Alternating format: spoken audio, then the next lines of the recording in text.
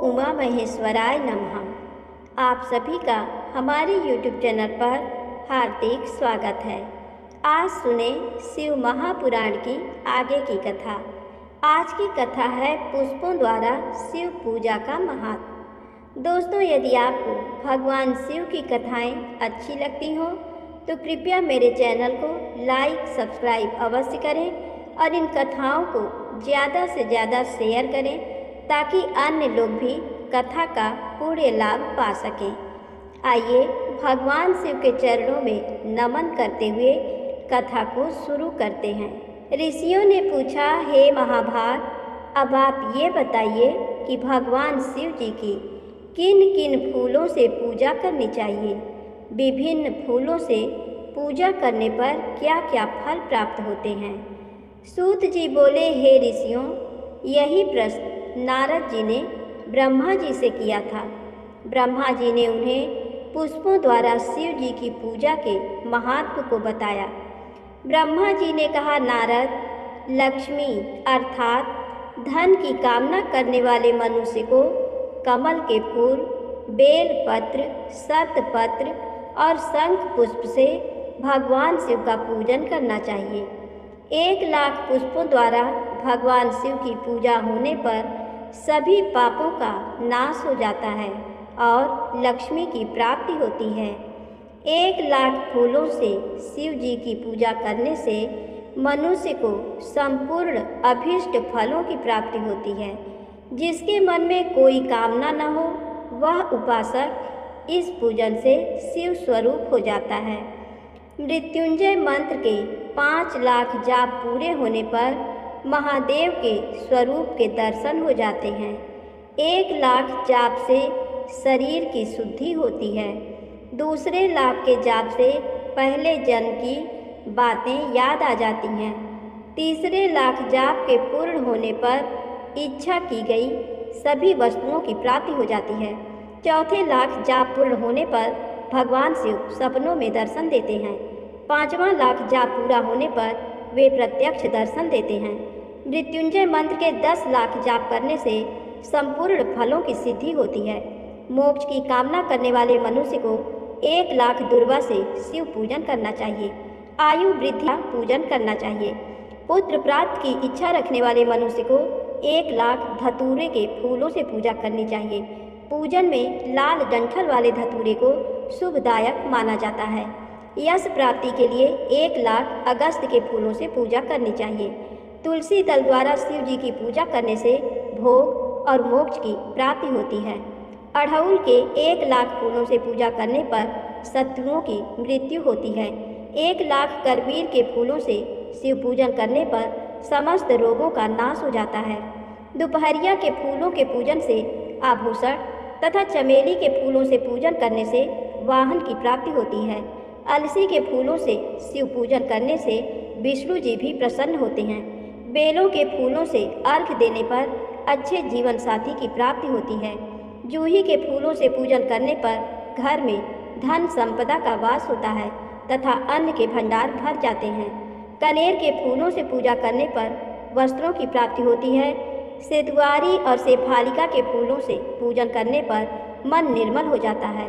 हर श्रृंगार के फूलों से पूजन करने पर सुख संपत्ति की वृद्धि होती है। राई के 1,00,000 फूलों से पूजन करने पर शत्रु मृत्यु को प्राप्त होते हैं। चंपा और केवड़े के फूलों से शिव पूजन नहीं करना चाहिए। ये दोनों फूल महादेव के पूजन के लिए अयोग्य होते हैं। इसके अलावा सभी फूलों का पूजा में उपयोग किया जा सकता है। महादेव जी पर चावल चढ़ाने से लक्ष्मी की प्राप्ति होती है। ये चावल अखंडित होने चाहिए। उन्हें विधि पूर्वक अर्पित करें। रुद्र प्रधान मंत्र से पूजन करते हुए शिवलिंग पर वस्त्र अर्पित करें।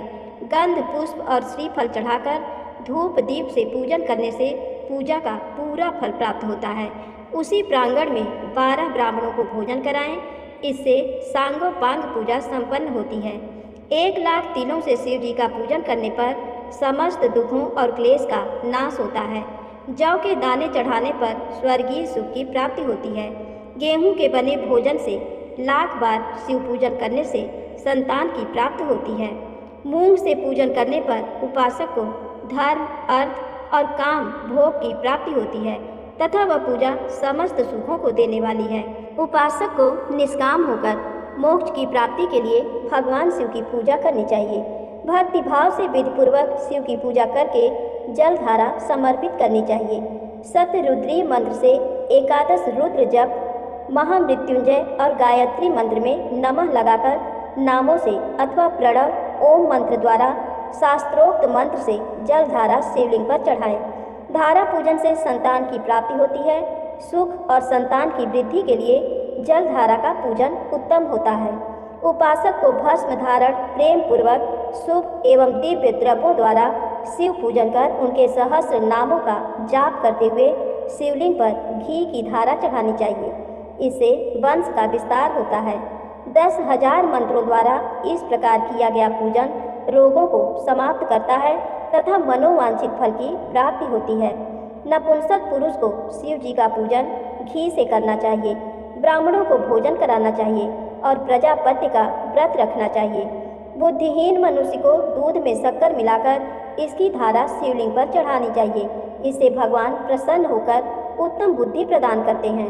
यदि मनुष्य का मन उदास रहता हो, जी उचट जाए, कहीं भी प्रेम न रहे, दुख बढ़ जाए तथा घर में सदैव लड़ाई रहती हो, तो मनुष्यों को शक्कर मिश्रित दूध 10,000 मंत्रों का जाप करते हुए शिवलिंग को अर्पित करना चाहिए।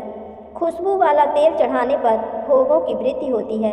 यदि शिवजी पर शहद चढ़ाया जाए तो टीबी जैसा रोग भी समाप्त हो जाता है। शिवलिंग पर गन्ने का रस चढ़ाने से आनंद की प्राप्ति होती है। गंगा जल को चढ़ाने से भोग और मोक्ष की प्राप्ति होती है। उपरोक्त वस्तुओं को अर्पित करते समय मृत्युंजय मंत्र के 10,000 जप करने चाहिए और 11 ब्राह्मणों को भोजन कराना चाहिए। इस प्रकार शिव जी की विधि सहित पूजा करने से पुत्र पौत्र आदि सहित सब सुखों को भोगकर अंत में शिवलोक की प्राप्ति होती है। नारद जी ने पूछा, हे पितामह, आपने बहुत सी ज्ञान बढ़ाने वाली उत्तम बातों को सुनाया। कृपया इसके अलावा और भी जो आप सृष्टि एवं उससे संबंधित लोगों के बारे में जानते हैं, हमें बताने की कृपा करें।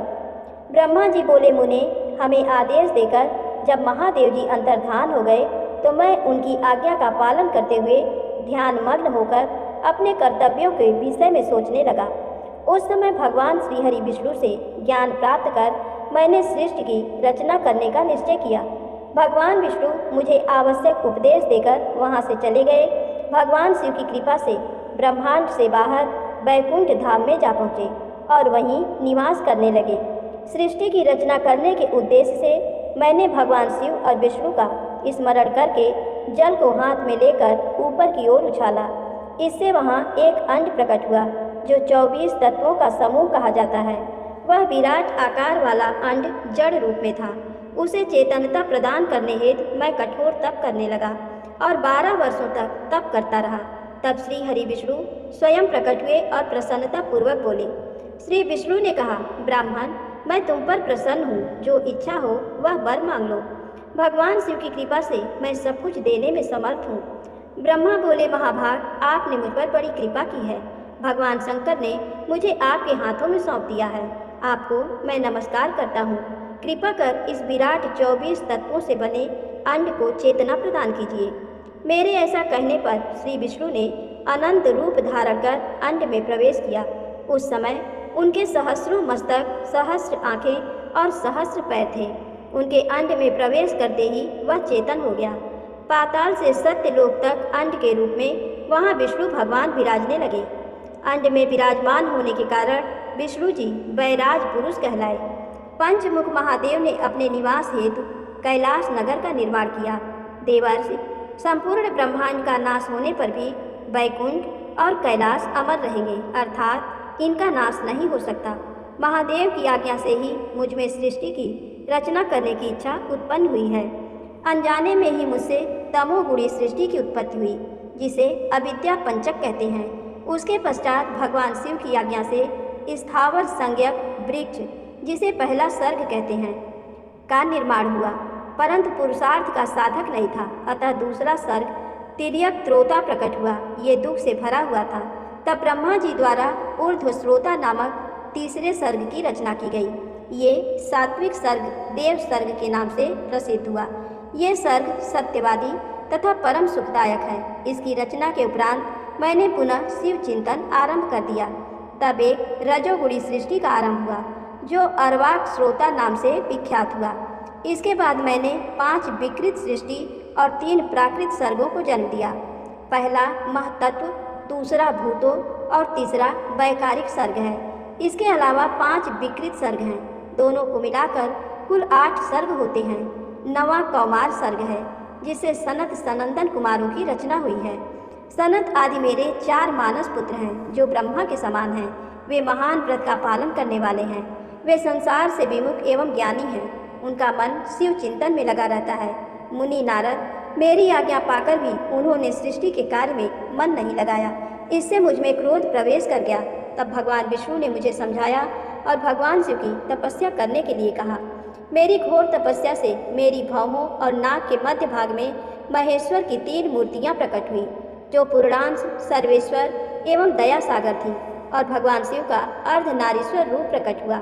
जन्म मरण से रहित परम तेजस्वी सर्वज्ञ नीलकंठ साक्षात उमा बल्लभ भगवान महादेव के साक्षात दर्शन कर मैं धन्य हो गया। मैंने भक्तिभाव से उन्हें प्रणाम किया और उन्हें प्रसन्न करने के लिए उनकी स्तुति करने लगा। तब मैंने उनसे जीवों की रचना करने की प्रार्थना की। मेरी प्रार्थना स्वीकारते हुए देवादिदेव भगवान शिव ने रुद्रगणों की रचना की। तब मैंने उनसे पुनः कहा, देवेश्वर शिव शंकर, अब आप संसार की मोह माया में लिप्त ऐसे जीवों की रचना करें जो मृत्यु और जन्म के बंधन में बंधे हों। ये सुनकर महादेव जी हंसते हुए कहने लगे। शिव जी ने कहा, हे ब्रह्मा, मैं जन्म और मृत्यु के भय में लिप्त जीवों की रचना नहीं करूँगा, क्योंकि वे जीव संसार रूपी बंधन में बंधे होने के कारण दुखों से युक्त होंगे। मैं सिर्फ से उनका उद्धार करूँगा, उन्हें परम ज्ञान प्रदान कर उनके ज्ञान का विकास करूँगा।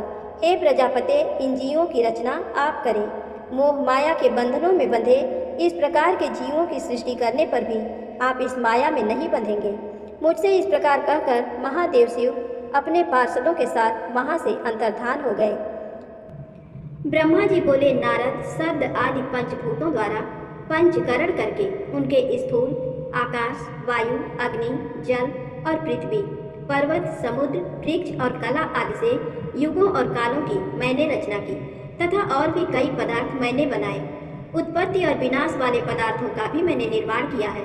परंतु जब इससे भी मुझे संतोष नहीं हुआ तो मैंने माँ अम्बा सहित भगवान शिव का ध्यान करके सृष्टि के अन्य पदार्थों की रचना की और अपने नेत्रों से मरीच को, हृदय से भृगु को, सिर से अंगिरा को, कान से मुनिश्रेष्ठ पुलह को, उदान से पुलस्त्य को, समान से वशिष्ठ को, अपान से कृतु को, दोनों कानों से अत्रि को, प्राण से दक्ष को और गोद से तुमको, छाया से कर्दम मुनि को उत्पन्न किया।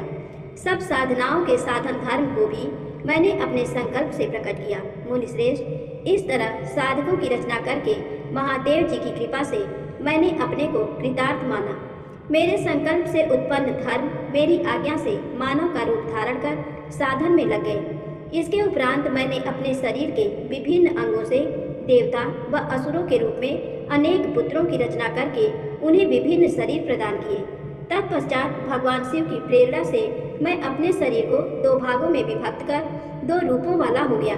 मैं आधे शरीर से पुरुष व आधे से नारी हो गया।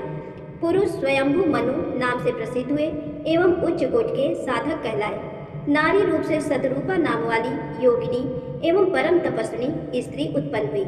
मनु ने वैवाहिक विधि से अत्यंत सुंदरी सतरूपा का पाणी ग्रहण किया और मैथुन द्वारा सृष्टि को उत्पन्न करने लगे। उन्होंने सतरूपा से प्रियव्रत और उत्तानपाद नामक 2 पुत्र तथा आकुति, देवहूति और प्रसूति नामक 3 पुत्रियां प्राप्त की। आकुति का रुचि मुनि से, देवहूति का कर्दम मुनि से तथा प्रसूति का दक्ष प्रजापति के साथ विवाह कर दिया गया। इनकी संतानों से पूरा जगत चराचर हो गया। रुचि और आकुति के वैवाहिक संबंध में यज्ञ और दक्षिणा नामक स्त्री पुरुष का जोड़ा उत्पन्न हुआ। यज्ञ की दक्षिणा से 12 पुत्र हुए। मुने, कर्दम और देवहूति के संबंध से बहुत सी पुत्रियां पैदा हुई। दक्ष और प्रसूति से 24 कन्याएं हुई। दक्ष ने 13 कन्याओं का विवाह धर्म से कर दिया।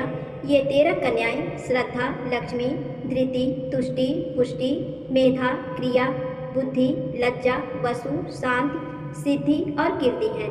अन्य 11 कन्याओं ख्याति, सती, संभूति, स्मृति, प्रीति, क्षमा, संतति, अनसुईया, ऊर्जा, स्वाहा और स्वधा का विवाह भृगु, शिव, मरीच, अंगिरा, पुलस्त्य, पुलह, क्रतु, अत्रि, वशिष्ठ, अग्नि और पितर नामक मुनियों से संपन्न हुआ। इनकी संतानों से पूरा त्रिलोक भर गया। अंबिकापति महादेव जी की आज्ञा से बहुत से प्राणी श्रेष्ठ मुनियों के रूप में उत्पन्न हुए।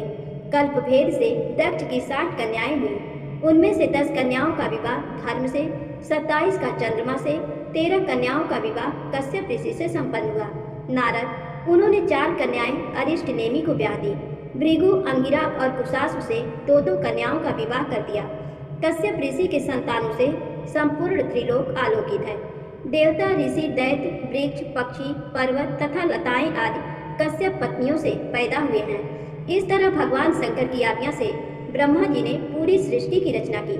सर्वव्यापी शिव जी द्वारा तपस्या के लिए प्रकट देवी, जिन्हें रुद्रदेव ने त्रिशूल के अग्रभाग पर रखकर उनकी रक्षा की, वे सती देवी ही दक्ष से प्रकट हुई थी। उन्होंने भक्तों का उद्धार करने के लिए अनेक लीलाएं की। इस प्रकार देवी शिवा ही सती के रूप में भगवान शंकर की अर्धांगिनी बनी। परंतु अपने पिता के यज्ञ में अपने पति का अपमान देखकर उन्होंने अपने शरीर को यज्ञ की अग्नि में भस्म कर दिया। देवताओं की प्रार्थना पर ही वे मां सती पार्वती के रूप में प्रकट हुई और कठिन तपस्या करके पुनः भगवान भोलेनाथ को प्राप्त कर लिया। वे इस संसार में कालिका, चंडिका, भद्रा, चामुंडा, विजया, जया, जयंती, भद्रकाली, दुर्गा, भगवती, कामाख्या, कामदा, अम्बा, मृडानी और सर्वमंगला आदि अनेक नामों से पूजी जाती हैं। देवी के ये नाम भोग और मोक्ष को देने वाले हैं। मुनि नारद, इस प्रकार मैंने तुम्हें सृष्टि की उत्पत्ति की कथा सुनाई है। पूरा ब्रह्मांड भगवान शिव की आज्ञा से मेरे द्वारा रचा गया है। ब्रह्मा, विष्णु और रुद्र आदि तीनों देवता उन्हीं महादेव के अंश हैं। भगवान शिव निर्गुण और सगुण हैं। वे शिवलोक में शिवा के साथ निवास करते हैं। सूत जी कहते हैं, हे ऋषियों, तत्पश्चात नारद जी ने विनय पूर्वक प्रणाम किया और उनसे पूछा, भगवान शंकर कैलाश पर कब गए और महात्मा कुबेर से उनकी मित्रता कहाँ और कैसे हुई? प्रभु शिव जी कैलाश पर क्या करते हैं? कृपा कर मुझे बताइए। इसे सुनने के लिए मैं बहुत उत्सुक हूँ। ब्रह्मा जी बोले, हे नारद, मैं तुम्हें चंद्रमौली भगवान शिव के विषय में बताता हूँ। काम्पिल्य नगर में यज्ञदत्त दीक्षित नामक एक ब्राह्मण रहते थे, जो अत्यंत प्रसिद्ध थे। वे यज्ञ विद्या में बड़े पारंगत थे। उनका गुणनिधि नामक एक 8 वर्षीय पुत्र था। उसका यज्ञोपवीत हो चुका था और वह भी बहुत सी विद्याएं जानता था, परंतु वह दुराचारी और जुआरी हो गया। वह हर वक्त खेलता कूदता रहता था तथा गाने बजाने वालों का साथी हो गया था। माता के बहुत कहने पर भी वह पिता के समीप नहीं जाता था और उनकी किसी आज्ञा को नहीं मानता था। उसके पिता घर के कार्यों तथा दीक्षा आदि देने में लगे रहते थे। जब घर पर आकर अपनी पत्नी से गुणनिधि के बारे में पूछते तो वह झूठ कह देती कि वह कहीं स्नान करने या देवताओं का पूजन करने गया है। केवल एक ही पुत्र होने के कारण वह अपने पुत्र की कमियों को छुपाती रहती थी। उन्होंने अपने पुत्र का विवाह भी करा दिया। माता नित्य अपने पुत्र को समझाती थी। वह उसे ये भी समझाती थी कि तुम्हारी बुरी आदतों के बारे में तुम्हारे पिता को पता चल गया तो वे क्रोध के आवेश में हम दोनों को मार देंगे। परंतु गुणनिधि पर माँ के समझाने का कोई प्रभाव नहीं पड़ता था। एक दिन उसने अपने पिता की अंगूठी चुरा ली और उसे जुए में हाराया। दैवयोग से उसके पिता को अंगूठी के विषय में पता चल गया। जब उन्होंने अंगूठी जुआरी के हाथ में देखी और उससे पूछा तो जुआरी ने कहा, मैंने कोई चोरी नहीं की है, अंगूठी मुझे तुम्हारे पुत्र ने ही दी है। यही नहीं बल्कि उसने और जुआरियों को भी बहुत सारा धन घर से लाकर दिया है। परंतु आश्चर्य तो ये है कि तुम जैसे पंडित भी अपने पुत्र के लक्षणों को नहीं जान पाए। ये सारी बातें सुनकर पंडित दीक्षित का सिर शर्म से झुक गया। वे सिर झुकाकर और अपना मुंह ढककर अपने घर की ओर चल दिए। घर पहुंचकर गुस्से से उन्होंने अपनी पत्नी को पुकारा। अपनी पत्नी से उन्होंने पूछा, तेरा लाडला पुत्र कहाँ गया है? मेरी अंगूठी जो मैंने सुबह तुम्हें दी थी वह कहाँ है? मुझे जल्दी से दो। पंडित की पत्नी ने फिर झूठ बोल दिया, मुझे स्मरण नहीं है कि वह कहाँ है। अब तो दीक्षित जी को और भी क्रोध आ गया। वे अपनी पत्नी से बोले, तू बड़ी सत्यवादिनी है, इसलिए मैं जब भी गुणनिधि के बारे में पूछता हूँ तब मुझे अपनी बातों से बहला देती है। ये कहकर दीक्षित जी घर के अन्य सामानों को ढूंढने लगे, किंतु उन्हें कोई वस्तु न मिली, क्योंकि वे सब वस्तु में गुणनिधि जुए में हार चुका था। क्रोध में आकर पंडित ने अपनी पत्नी और पुत्र को घर से निकाल दिया और दूसरा विवाह कर लिया। ब्रह्मा जी बोले, हे नारद, जब ये समाचार गुणनिधि को मिला तो उसे अपने भविष्य की चिंता हुई। वह कई दिनों तक भूखा प्यासा भटकता रहा।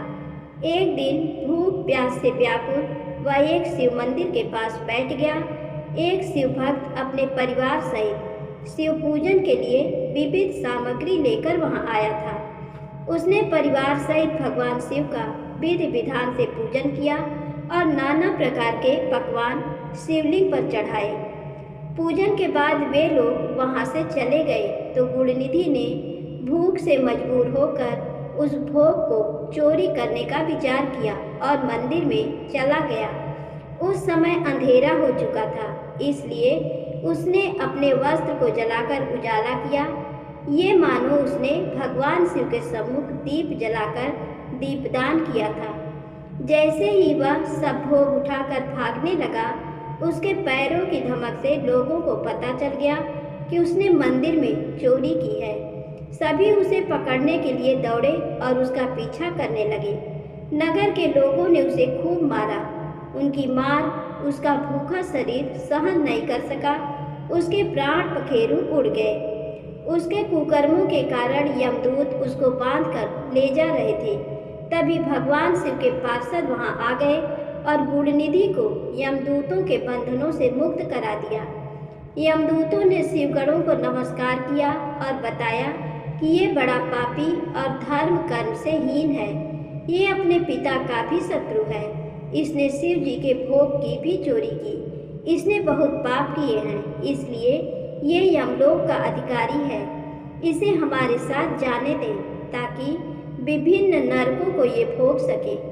तब शिवगणों ने उत्तर दिया कि निश्चय ही गुणनिधि ने बहुत से पाप कर्म किए हैं, परंतु इसने कुछ पुण्य कर्म भी किए हैं जो संख्या में कम होने पर भी पाप कर्मों को नष्ट करने वाले हैं।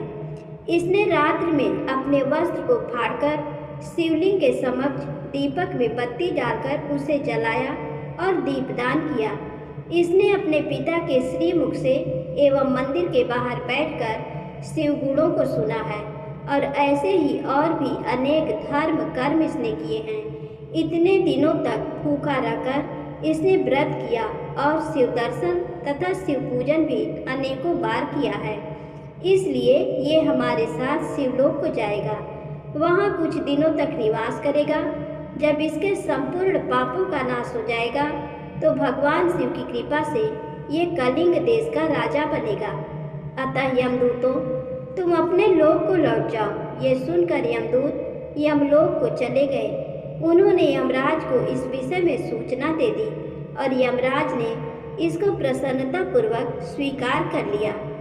तत्पश्चात गुणनिधि नामक ब्राह्मण को लेकर शिवगण शिवलोक को चल दिए। कैलाश पर भगवान शिव और देवी उमा विराजमान थे। उसे उनके सामने लाया गया। गुणनिधि ने भगवान शिव उमा की चरण वंदना की और उनकी स्तुति की। उसने महादेव से अपने किए कर्मों के बारे में क्षमा याचना की। भगवान ने उसे क्षमा प्रदान कर दी।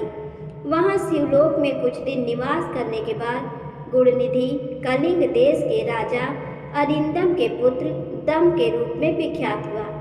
हे नारद, शिव जी की थोड़ी सी सेवा भी उसके लिए अत्यंत फलदायक हुई। इस गुणनिधि के चरित्र को जो कोई पढ़ता अथवा सुनता है उसकी सभी कामनाएं पूरी होती हैं तथा वह मनुष्य सुख शांति प्राप्त करता है। नारद जी ने प्रश्न किया, हे ब्रह्मा जी, अब आप मुझे ये बताइए कि गुणनिधि जैसे महापापी मनुष्य को भगवान शिव द्वारा कुबेर पद क्यों और कैसे प्रदान किया गया। हे प्रभु, कृपा कर इस कथा को भी बताइए। ब्रह्मा जी बोले, नारद, शिवलोक में सारे दिव्य भोगों का उपभोग तथा उमा महेश्वर का सेवन कर वह अगले जन्म में कलिंग के राजा अरिंदम का पुत्र हुआ। उसका नाम दम था। बालक दम की भगवान शंकर में असीम भक्ति थी। वह सदैव शिव जी की सेवा में लगा रहता था। वह अन्य बालकों के साथ मिलकर शिव भजन करता। युवा होने पर उसके पिता अरिंदम की मृत्यु के पश्चात दम को राज सिंहासन पर बैठाया गया। राजा दम सब ओर शिव धर्म का प्रचार और प्रसार करने लगे। वे सभी शिवालयों में दीपदान करते थे। उनकी शिव जी में अनन्य भक्ति थी। उन्होंने अपने राज्य में रहने वाले सभी ग्रामाध्यक्षों को ये आज्ञा दी थी कि शिव मंदिर में दीपदान करना सबके लिए अनिवार्य है। अपने गांव के आसपास जितने शिवालय हैं वहां सदा दीप जलाना चाहिए। राजा दम ने आजीवन शिव धर्म का पालन किया। इस तरह वे बड़े धर्मात्मा कहलाए। उन्होंने शिवालयों में बहुत से दीप जलवाए। इसके फलस्वरूप वे दीपों की प्रभा के आश्रय हो मृत्युपरांत अलकापुरी के स्वामी बने। ब्रह्मा जी बोले, हे नारद, भगवान शिव का पूजन व उपासना महान फल देने वाली है। दीक्षित के पुत्र गुणनिधि ने, जो पूर्ण अधर्मी था, भगवान शिव की कृपा पाकर दिक्पाल का पद पा लिया था। अब मैं तुम्हें उसकी भगवान शिव के साथ मित्रता के विषय में बताता हूँ। नारद, बहुत पहले की बात है। मेरे मानस पुत्र पुलस्त्य से विश्रवा का जन्म हुआ और विश्रवा के पुत्र कुबेर हुए। उन्होंने पूर्व काल में बहुत कठोर तप किया। उन्होंने विश्वकर्मा द्वारा रचित अलकापुरी का उपभोग किया। मेघवाहन कल्प के आरंभ होने पर वे कुबेर के रूप में घोर तप करने लगे। वे भगवान शिव द्वारा प्रकाशित काशीपुरी में गए और अपने मन के रत्नमय दीपों से 11 रुद्रों को उद्घोषित कर वे तन्मयता शिव जी के ध्यान में मग्न होकर निश्चल भाव से उनकी उपासना करने लगे। वहां उन्होंने शिवलिंग की प्रतिष्ठा की। उत्तम पुष्पों द्वारा शिवलिंग का पूजन किया। कुबेर पूरे मन से तप में लगे थे। उनके पूरे शरीर में केवल हड्डियों का ढांचा और चमड़ी ही बची थी। इस प्रकार उन्होंने 10,000 वर्षों तक तपस्या की। तत्पश्चात भगवान शिव अपनी दिव्य शक्ति उमा के भव्य रूप के साथ कुबेर के पास गए। अलकापति कुबेर मन को एकाग्र कर शिवलिंग के सामने तपस्या में लीन थे। भगवान शिव ने कहा, अलकापते, मैं तुम्हारी भक्ति और तपस्या से प्रसन्न हूँ। तुम मुझसे अपनी इच्छा अनुसार वर मांग सकते हो। ये सुनकर जैसे ही कुबेर ने आंखें खोली तो उन्हें अपने सामने भगवान नीलकंठ खड़े दिखाई दिए। उनका तेज सूर्य के समान था। उनके मस्तक पर चंद्रमा अपनी चांदनी बिखेर रहा था। उनके तेज से कुबेर की आंखें चौंधिया गईं। तत्काल उन्होंने अपनी आंखें बंद कर ली। वे भगवान शिव से बोले, भगवान, मेरे नेत्रों को वह शक्ति दीजिए जिससे मैं आपके चरणार बिंदु का दर्शन कर सकूं। कुबेर की बात सुनकर भगवान शिव ने अपनी हथेली से कुबेर को स्पर्श कर देखने की शक्ति प्रदान की। दिव्य दृष्टि प्राप्त होने पर वे आंखें फाड़ फाड़ कर देवी उमा की ओर देखने लगे। वे सोचने लगे कि भगवान शिव के साथ ये सर्वांग सुंदरी कौन है। इसने ऐसा कौन सा तप किया है जो इसे भगवान शिव की कृपा से उनका सामीप्य, रूप और सौभाग्य प्राप्त हुआ है। वे देवी उमा को निरंतर देखते जा रहे थे। देवी को घूरने के कारण उनकी बाईं आंख फूट गई। शिव जी ने उमा से कहा, उमे, ये तुम्हारा पुत्र है। ये तुम्हें क्रूर दृष्टि से नहीं देख रहा है। ये तुम्हारे तप बल को जानने की कोशिश कर रहा है। फिर भगवान शिव ने कुबेर से कहा, मैं तुम्हारी तपस्या से बहुत प्रसन्न हूँ। मैं तुम्हें वर देता हूँ कि तुम समस्त निधियों और गुह्य शक्तियों के स्वामी हो जाओ। सुब्रतों, यक्षों और किन्नरों के अधिपति होकर धन के दाता बनो। मेरी तुमसे सदा मित्रता रहेगी और मैं तुम्हारे पास सदा निवास करूँगा, अर्थात तुम्हारे स्थान अलकापुरी के पास ही मैं निवास करूँगा। कुबेर, अब तुम अपनी माता उमा के चरणों में प्रणाम करो, यही तुम्हारी माता हैं। ब्रह्मा जी कहते हैं, नारद, इस प्रकार भगवान शिव ने देवी से कहा, हे देवी, ये आपके पुत्र के समान है, इस पर अपनी कृपा करो। ये सुनकर उमा देवी बोली, वत्स, तुम्हारी भगवान शिव में सदैव निर्मल भक्ति बनी रहे। बाईं आंख फूट जाने पर तुम एक ही पिंगल नेत्र से युक्त रहो। महादेव जी ने जो वर तुम्हें प्रदान किए हैं वे सुलभ हैं। मेरे रूप से ईर्ष्या के कारण तुम कुबेर नाम से प्रसिद्ध होगे। कुबेर को वर देकर भगवान शिव और देवी उमा अपने धाम को चले गए। इस प्रकार भगवान शिव और कुबेर में मित्रता हुई और वे अलकापुरी के निकट कैलाश पर्वत पर निवास करने लगे। नारद जी ने कहा, ब्रह्मा जी, आप धन्य हैं, आपने मुझ पर कृपा कर मुझे इस अमृत कथा के बारे में बताया है। निश्चय ही शिव भक्ति दुखों को दूर कर समस्त सुख प्रदान करने वाली है। ब्रह्मा जी बोले, हे नारद मुनि, कुबेर के कैलाश पर्वत पर तप करने से वहां पर भगवान शिव का शुभ आगमन हुआ। कुबेर को वर देने वाले विश्वेश्वर शिव जब निधिपति होने का वर देकर अंतर्ध्यान हो गए, तब उनके मन में विचार आया कि मैं अपने रुद्र रूप में, जिसका जन्म ब्रह्मा जी के ललाट से हुआ है और जो संहारक हैं, कैलाश पर्वत पर निवास करूंगा। शिव की इच्छा से कैलाश जाने के इच्छुक रुद्रदेव ने बड़े जोर जोर से अपना डमरू बजाना शुरू कर दिया। वह ध्वनि उत्साह बढ़ाने वाली थी। डमरू की ध्वनि तीनों लोकों में गूंज रही थी। उस ध्वनि में सुनने वालों को अपने पास आने का आग्रह था।